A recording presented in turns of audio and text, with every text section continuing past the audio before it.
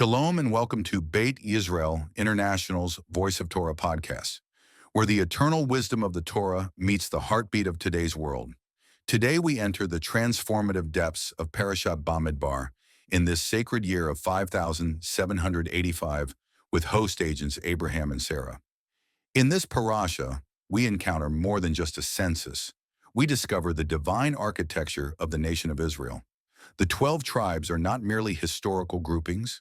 They correspond to the 12 configurations of the divine name, the 12 months, and the 12 pathways of the soul. Each tribe reflects a distinct spiritual channel through which divine light flows into creation. As the Baal Shem Tov teaches, each Israel carries a spark of one of the Shevatim.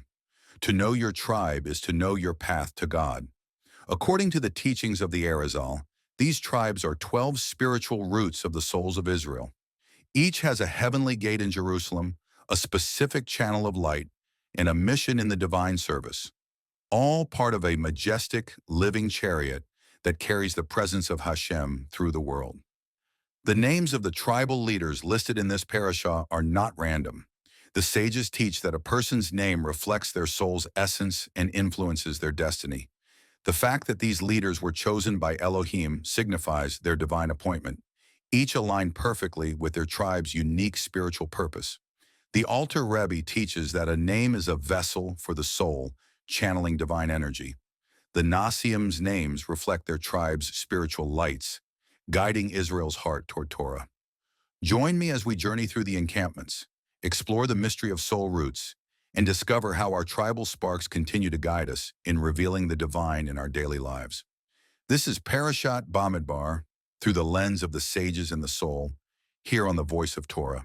To access more teachings from the sages and connect with our global community, visit us at www.beitisraelinternational.com.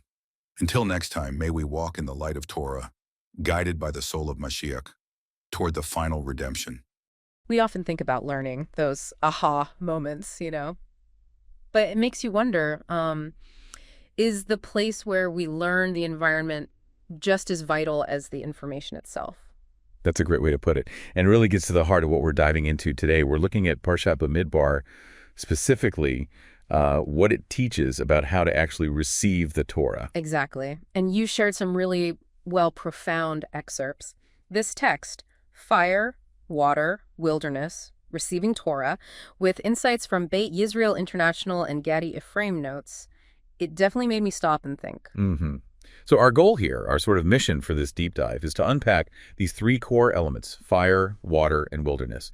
The idea is they form a kind of spiritual blueprint, right, for receiving wisdom and actually, using it. What grabbed me straight away was this concept of the wilderness. Usually we think empty, maybe desolate, but these sources frame it as like the essential place for revelation. It's surprising, isn't it? You'd almost expect a grand setting, not emptiness.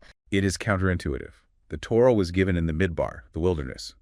And the Talmud, in Nedarim, has this powerful explanation. The desert is ownerless. It's open to everyone. Ownerless and open.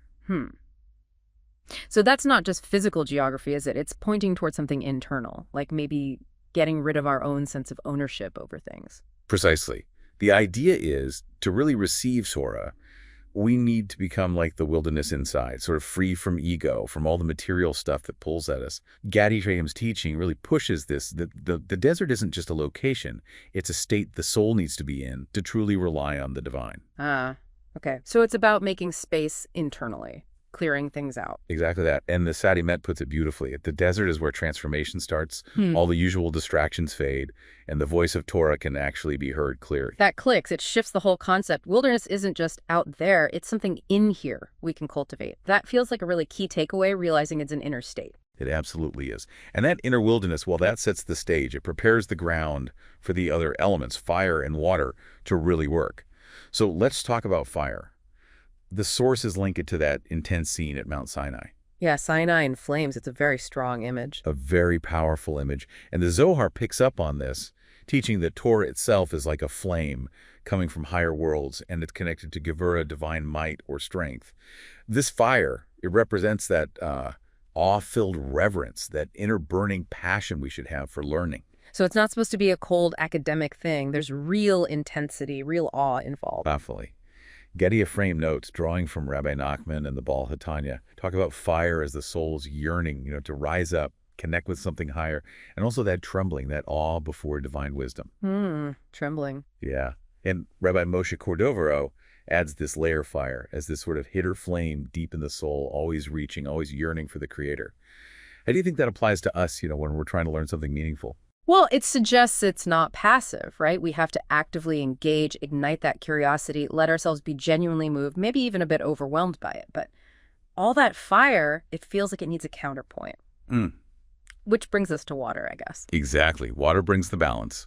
Just like physical water sustains life, Torah, as water, nourishes the soul. We see this in lots of places. Deborah's song, Rabbi Akiva's famous comparison in Tanit.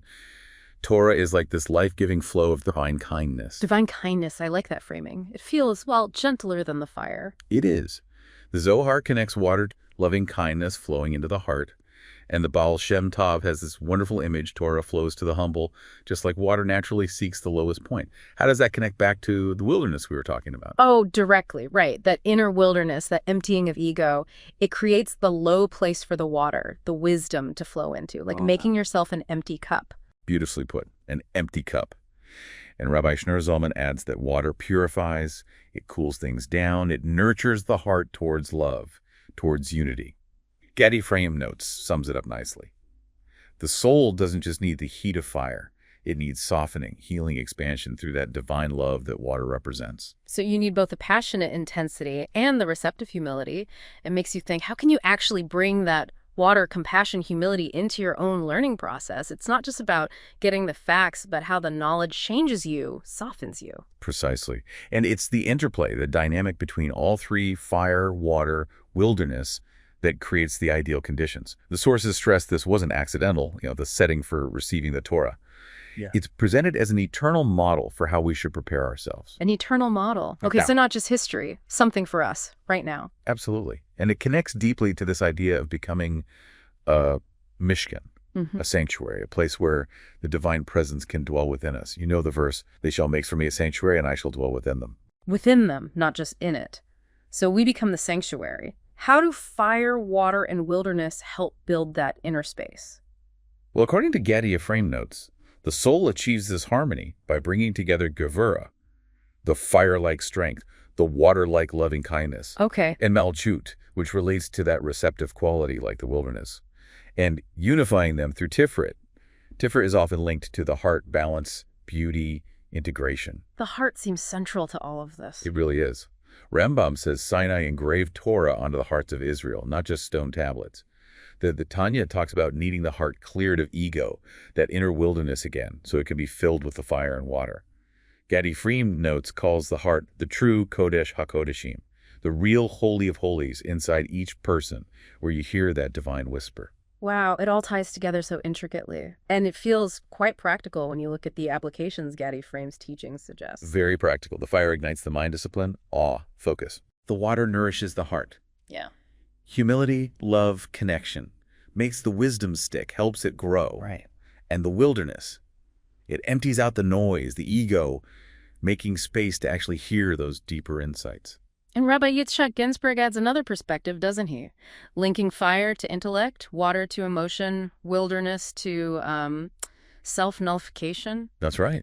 He suggests that when you bring these three into balance within yourself, you essentially become a living Mount Sinai, a vessel perfectly tuned for receiving. A living Mount Sinai, that's quite an image. It is. And Beit Yisrael International brings it back to the community, emphasizing this isn't just a solo journey. It's part of this ongoing covenant, passed down, kept alive by wisdom like that in the Getty Ephraim notes. It's about each of us trying to become that worthy vessel, generation after generation. So wrapping up this really insightful deep dive, it feels like the core message from Parashat Bamidbar, filtered through these sources, is that you need all three. The wilderness, that vital inner emptiness, the fire, that passionate drive to learn and engage, and the water, that compassionate, humble understanding. They're all crucial to truly receiving wisdom and letting it shape you. Absolutely. And the key thing is, this isn't just about an event way back when. It's a continuous process, something for each of us every single day. Which really leaves you with something to think about. How can you, in your own life, consciously try to cultivate these elements, that inner quiet of the wilderness, the passionate fire of curiosity, and the nourishing, empathetic waters? How can you build that inner sanctuary day by day? It's an ongoing practice, isn't it?